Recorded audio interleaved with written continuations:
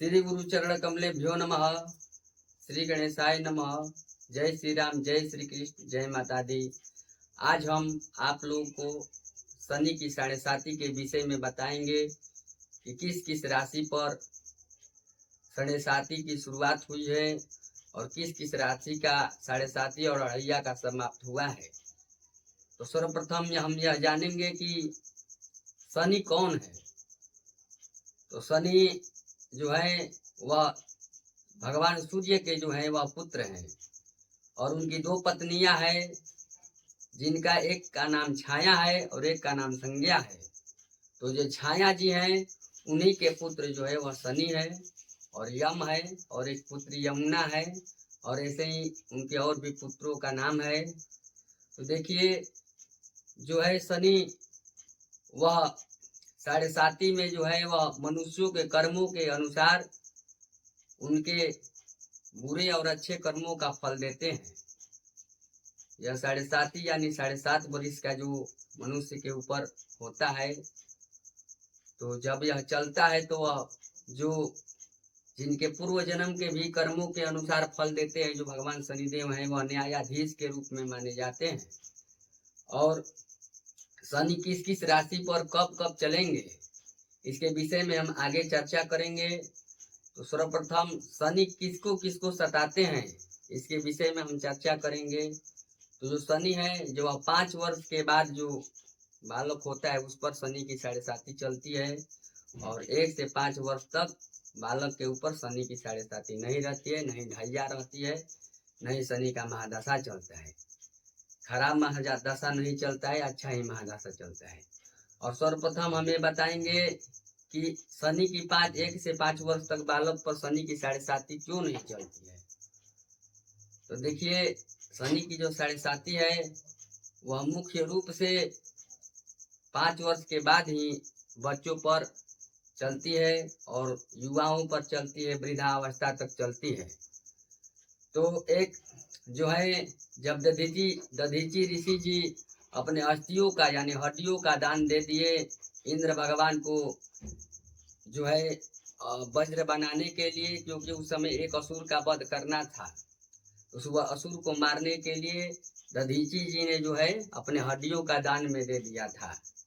और दान देने के पश्चात जो है उनकी पत्नी थी और एक बालक जो थे, उनका नाम था पिपलाद जी। उनका भी नामकरण नहीं हुआ था, और इसीलिए वह पिपलाद जी को है वह पीपल के खोखड़े में रख करके वह अपने पति के साथ जो है वह भी सती हो गई।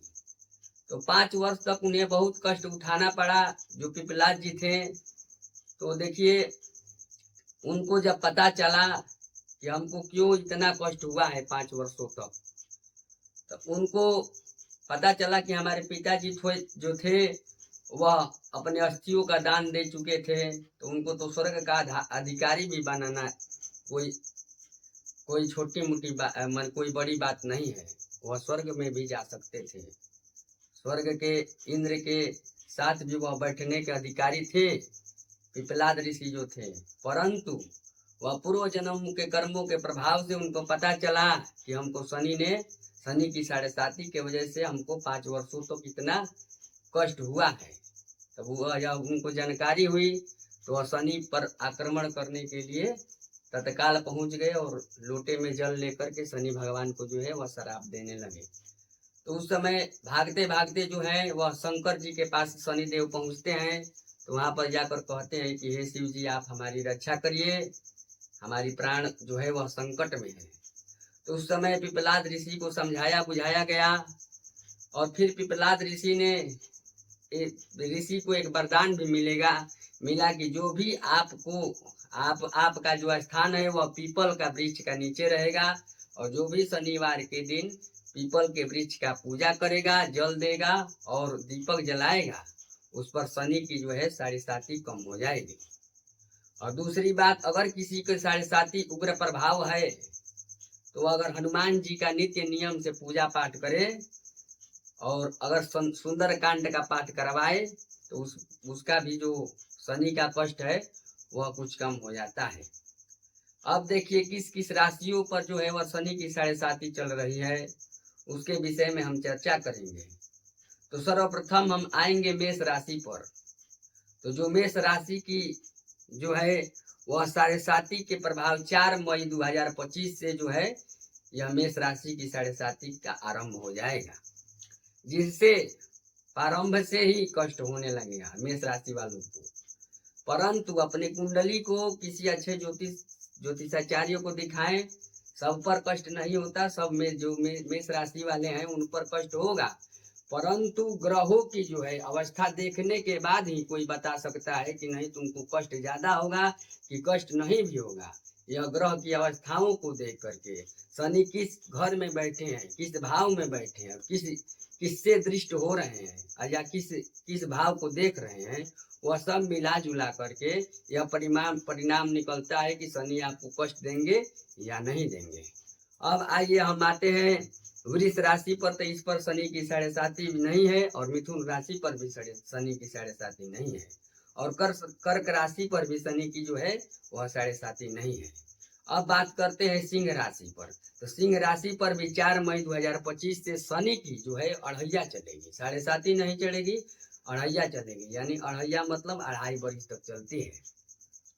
कन्या राशि पर भी शनि की 7.5 नहीं है, तुला राशि पर भी नहीं है, और जो वृश्चिक राशि है, जो वृश्चिक राशि वाले हैं उन पर शनि की अढ़ैया का प्रभाव जो है वह समाप्त हो जाएगा। 4 मई 2025 से जो शनि की अढ़ैया है वह समाप्त हो जाएगी।